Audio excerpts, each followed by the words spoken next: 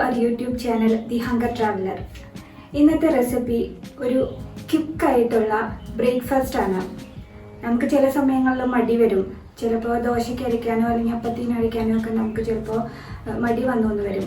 ഇല്ലെങ്കിൽ നമുക്ക് ഒരു ബിസി ഡേ ആണെങ്കിൽ പെട്ടെന്നൊരു ബ്രേക്ക്ഫാസ്റ്റ് ഉണ്ടാക്കാൻ തോന്നി കഴിഞ്ഞ് കഴിഞ്ഞാൽ ഒരു 15 മിനിറ്റിനകം നമുക്കൊരു ബ്രേക്ക്ഫാസ്റ്റ് റെഡിയാക്കാൻ പറ്റും. അപ്പോൾ നമുക്ക് വീഡിയോയിലേക്ക് പോവാം. ആദ്യം ഒരു മിക്സിയിലേക്ക് 1 കപ്പ് അരിപ്പൊടി, 1/2 കപ്പ് വേവിച്ച ചോറ്, അത് മട്ട റൈസ് ആവാം അല്ലെങ്കിൽ വൈറ്റ് റൈസ് ആവാം, ഏത് റൈസ് വേണമെങ്കിലും നിങ്ങൾക്ക് ഉപയോഗിക്കാം.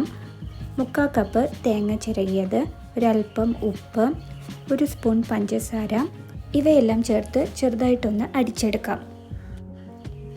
ഇനി ഇതിലേക്ക് 1/2 ടീസ്പൂൺ ഈസ്റ്റ് ചേർക്കുക. ഈസ്റ്റ് ചേർക്കുമ്പോൾ പ്രത്യേകം ശ്രദ്ധിക്കാം, ഫ്രഷ് ആയിട്ടുള്ള ഈസ്റ്റ് തന്നെ ചേർക്കാനായിട്ട് നോക്കുക. ഇനി ഇവിടെ നമ്മൾ വെള്ളമാണ് ചേർക്കുന്നത്. വളരെ ലൈറ്റായിട്ട് ചൂടുള്ള വെള്ളമാണ് ചേർക്കേണ്ടത്. നമ്മളിപ്പോൾ ഇത്രയും എടുത്തിരിക്കുന്ന ഇൻഗ്രീഡിയൻസിന് കൂടിയിട്ട് 2 കപ്പ് വെള്ളമാണ് ഞാൻ ചേർത്തിരിക്കുന്നത്.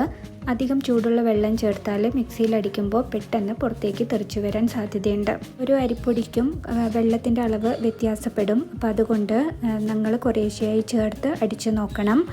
അപ്പോൾ ദാ ഈ കൺസിസ്റ്റൻസിയിലാണ് നമുക്ക് കിട്ടുന്നത്. ഇതൊരു 15 മിനിറ്റ് നേരം പൊന്താനായിട്ട് വെക്കണം. ഫ്രഷ് ഈസ്റ്റ് ആണെങ്കിൽ ഒരു 15 മിനിറ്റ് മതി, ഇല്ലെങ്കിൽ ഒരു 30 മിനിറ്റ് നേരം വെക്കേണ്ടി വരും.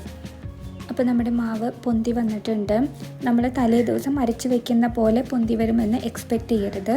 കുറച്ച് പൊന്തി വന്നാൽ മാത്രം മതി. ഇനി ഇത് നമുക്ക് ദോശ ചുടുന്ന പോലെയോ അല്ലെങ്കിൽ അപ്പം ചുടുന്ന പോലെയോ ചുട്ടെടുക്കാം. ഞാനൊരു പാനിൽ കള്ളപ്പം ചുടുന്ന പോലെയാണ് ഇത് ചുട്ടെടുക്കുന്നത്. നിങ്ങൾക്ക് അപ്പച്ചട്ടിയിലിട്ടിട്ടും ചുട്ടെടുക്കാം. ഇത് മൂടി വെച്ച് വേവിച്ചെടുക്കണം.